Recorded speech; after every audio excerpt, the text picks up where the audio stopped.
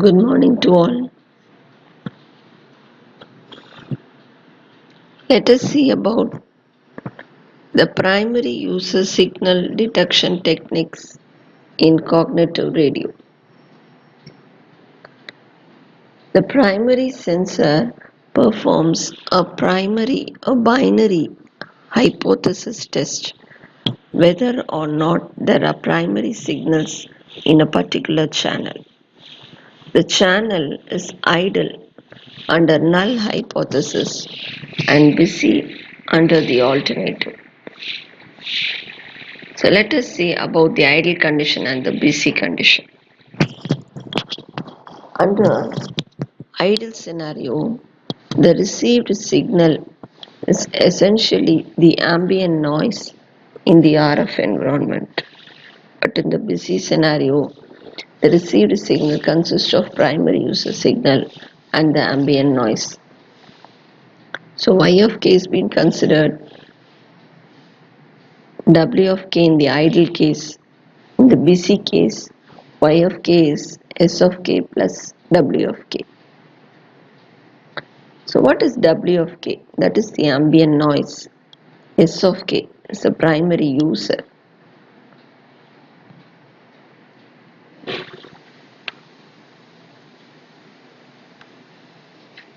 So the received signal will have more energy when the channel is busy than when it is idle. False alarm. So it is the type 1 error occur if an idle channel is detected as busy, and missy detections occur when a busy channel is detected as idle. It is considered as an error. The missed detection could potentially lead to a collision with primary user, leading to wasted transmissions for both primary user and secondary user. The performance of a detector is characterized by two parameters. The ability of missed detection is represented by PMD and probability of false alarm PFA. Using classical formulation, so it is defined as, so what is the probability of false alarm? Probability to decide H1 by H0. Probability of missed detection PMD is probability of the decide H0 by H1. This is the region of occurrence of choosing different sensors, different algorithms or sensing parameters.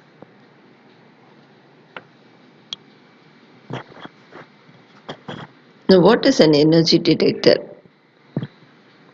It has a power spectral density, band pass filter, integrator, and then the decision device. The signal is passed through the band pass filter in order to limit the noise of the bandwidth W. So the output of the integrator is compared to a predefined threshold. So if that value is greater than the threshold, then the primary user is present in the spectrum. If that value is lesser than the value of lambda 2, then the primary user is absent in the spectrum. So here we can discover the presence or the absence of a primary user. The threshold value can be fixed or it can be variable based on the channel conditions.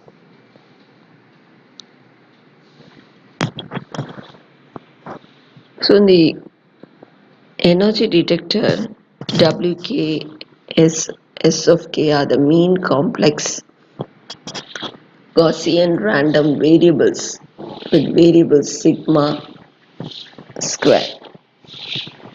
So consider y is equal to y of 1 till y of n. So what is n? That is the observed samples, and consider the standard deviation. So consider the threshold detector on log likelihood ratio and the detector is equivalent to H1. So statistically, Z is a scaled version of the standard chi-square random variable and 2n degrees of freedom.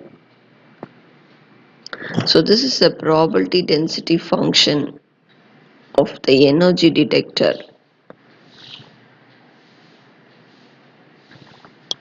and this is the probability of false alarm and misdetection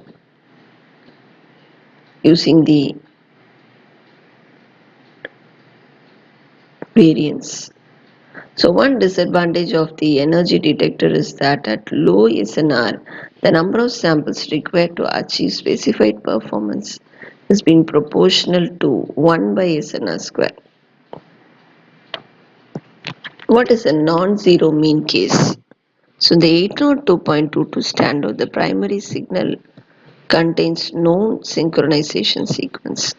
So this sequence is repeated to facilitate detection.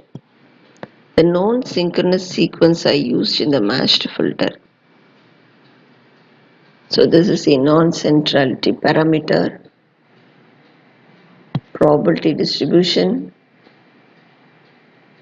So the energy detection under fading, it consists of the block fading environment, where under H1 the received signal is expressed like y of k is equal to h into x of k plus w of k.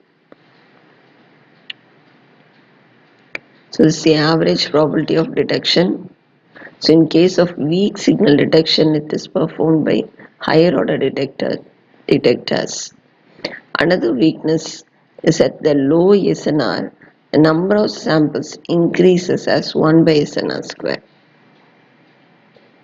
Thank you.